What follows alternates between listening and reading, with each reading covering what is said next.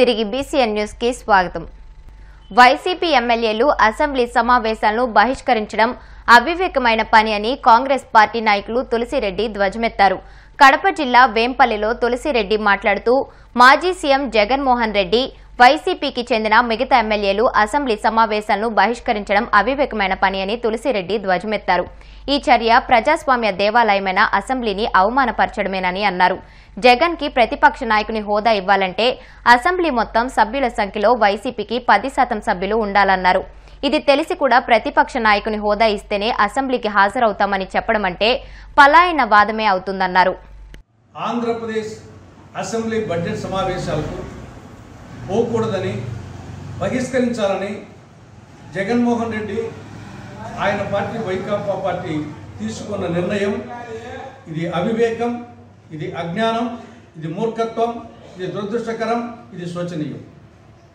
Parliamentary ప్రజాస్వామ్యంలో ప్రజాస్వామ్య దేవాలయంగా భావించే అసెంబ్లీని అవమానపరచడమే అవుతుంది. రాష్ట్ర ప్రజలకు, పులివెందుల అసెంబ్లీ నియోజకవర్గ ప్రజలకు, మిగతా 10 అసెంబ్లీ నియోజకవర్గాల ప్రజలకు ఇది మోసం చేయడం, అన్యాయం చేయడం, ద్రోహం చేయడమే అవుతుంది. నువ్వు అసెంబ్లీకి పోనప్పుడు, మీరు అసెంబ్లీకి పోనప్పుడు రాజీనామా చేయండి. ఈనాడు అనేక సమస్యలు ఉన్నాయి.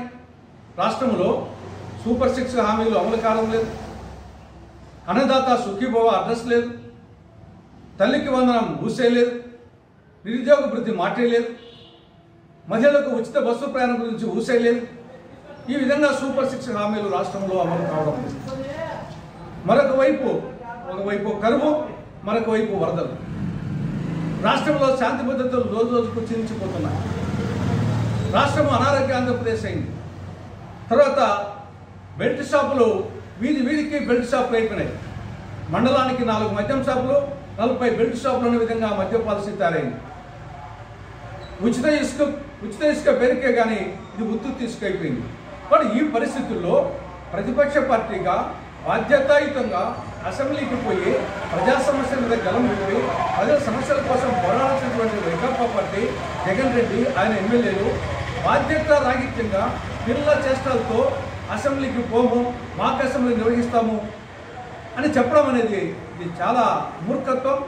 ఇది సెల్ఫ్ గోల్ కొట్టుకోవడమే, రాష్ట్ర ప్రజలకు అన్యాయం చేయడమే, ఆ పార్టీకి సెల్ఫ్ గోల్ కొట్టుకోవడమే. ఇప్పటికైనా జగన్మోహన్ రెడ్డి పునరాలోచించాలి. రెండే మీకు మార్గాలు. అసెంబ్లీకి ఆ గట్టునుంటావా, నాగన్న ఈ గట్టునుంటావా అన్నట్లు అసెంబ్లీకి పోతావా, రాజీనామా చేస్తావా, ఈ రెండింటిలో ఏదో ఒకటి తేల్చుకోమని వైకాపా పార్టీని కాంగ్రెస్ పార్టీ హెచ్చరిస్తాం. పశ్చిమ గోదావరి జిల్లా పాలకొల్లు పంచారామ క్షేత్రమైన శ్రీ క్షీర రామలింగేశ్వర స్వామిని నాగసాధు అఘోరి దర్శనం చేసుకున్నారు. ఎటువంటి ఆర్భాటాలు, ఏ విధమైన అభ్యంతరాలు లేకుండా వస్త్రధారణతో స్వామిని దర్శించుకున్నారు. స్వామివారి దర్శనానికి అఘోరి రావడంతో ఆలయంలో ఉన్న భక్తులు అఘోరి ఆశీస్సుల కోసం ఆమెను వెంబడిస్తూ ముందుకు సాగారు.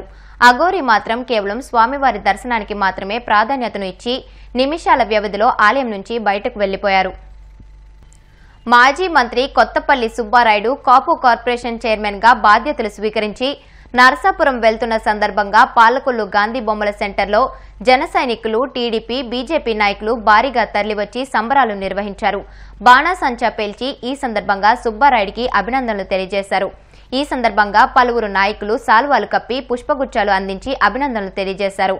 ఈ కార్యక్రమంలో అనేక మంది టీడీపీ, జనసేన, బీజేపీ నాయకులు, కార్యకర్తలు పాల్గొన్నారు.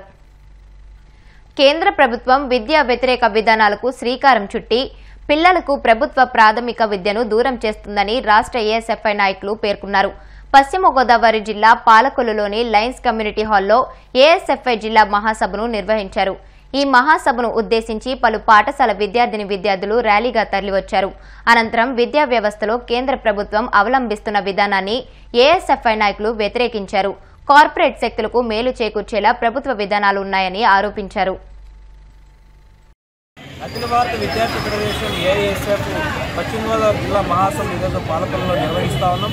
ప్రధానంగా ఉన్నటువంటి ప్రతి 3 సంవత్సరాలకు ఒకసారి దేశంలో రాష్ట్రంలో ఏఐఎస్ఎఫ్ మహాసభలు జరుగుతున్నాయి. ప్రధానంగా కేంద్రంలో నరేంద్ర మోడీ ప్రభుత్వం వచ్చిన తర్వాత ఈరోజు విద్యని పూర్తిగా కూడా ప్రైవేటీకరణ, కార్పొరేటీకరణ, కాషాయకరణ చేయడానికి ప్రయత్నం చేస్తున్నారు.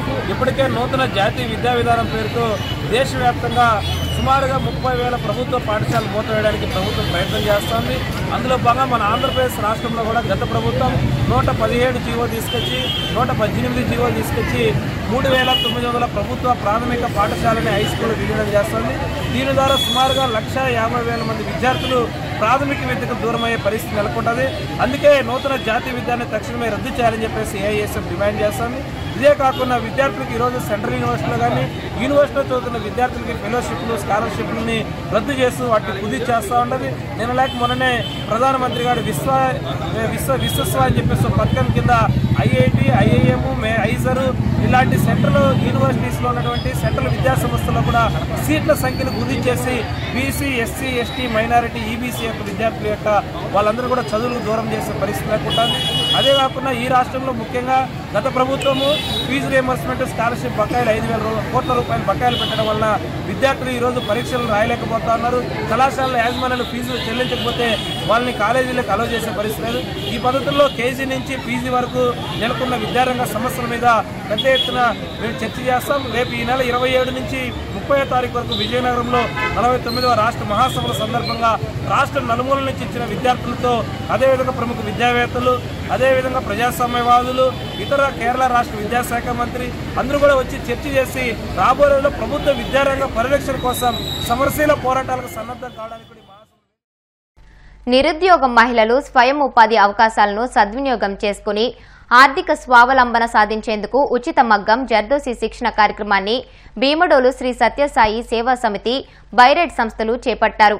అక్టోబర్ 17వ తేదీ నుంచి 37 రోజుల పాటు ఉచిత మగ్గం, జర్దోసి శిక్షణలో భాగంగా 82 మంది మహిళలు, యువతులకు భీమడోలు గణపతి సెంటర్ వద్ద శ్రీ సత్యసాయి సేవా సంస్థల మండల శాఖ ఆధ్వర్యంలో బ్యాంకర్ల గ్రామీణ ఔత్సాహికుల అభివృద్ధి సంస్థ ఆర్థిక సహకారంతో ట్రైనర్ అనూష శిక్షణ కార్యక్రమం చేపట్టారు. తాము చేపట్టిన ఈ శిక్షణ సమయంలో మహిళలకు జర్దోసికి అవసరమైన ముడి సరుకు ఉచితంగా అందిస్తున్నామని, ఉచిత భోజన సదుపాయం కల్పిస్తున్నట్టు నిర్వాహకులు తెలిపారు. సత్యసాయి సేవా సమితి భీమడోలు మండల కన్వీనర్ వర్ధినీడి సత్యసాయి తదితరులు కార్యక్రమాన్ని పర్యవేక్షిస్తున్నారు. బైరెడ్ వారి ఆధ్వర్యంలో శ్రీ సత్యసాయి సేవా సంస్థ వారి సహకారంతో భీమడోల్లో అక్టోబర్ 17న స్టార్ట్ అయ్యి నవంబర్ 29 వరకు జర్దోసి అండ్ మగ్గం వర్క్ పైన ఇక్కడ 82 మంది స్టూడెంట్స్కి ట్రైనింగ్ అనేది ఇవ్వడం జరుగుతుందండి.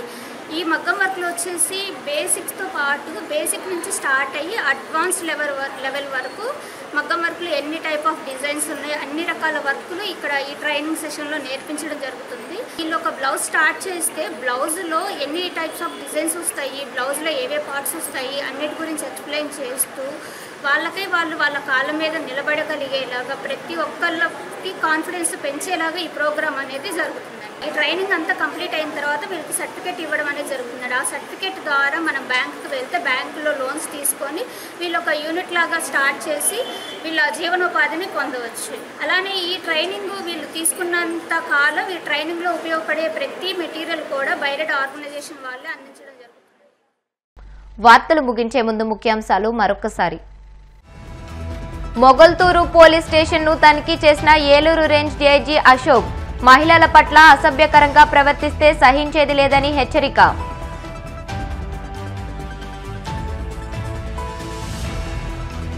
సోషల్ మీడియా కార్యకర్తలకు వైసీపీ అండగా ఉంటుంది, ఎవ్వరూ భయపడాల్సిన పని లేదన్న మాజీ మంత్రి అంబటి రాంబాబు.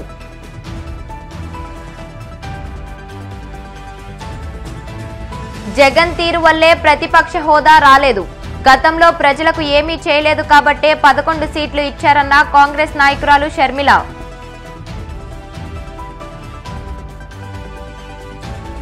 అసెంబ్లీ సమావేశాలను బహిష్కరించడం అవివేకం, వైసీపీ తీరును తప్పుపట్టిన కాంగ్రెస్ పార్టీ నాయకులు తులసిరెడ్డి. ఈ వార్తలు ఇంతటితో సమాప్తం. మరిన్ని వార్తల కోసం PCN digital YouTube channel, Facebook page ని ఫాలో అవ్వండి. అప్డేటెడ్ వార్తల కోసం ప్లీజ్ సబ్స్క్రైబ్.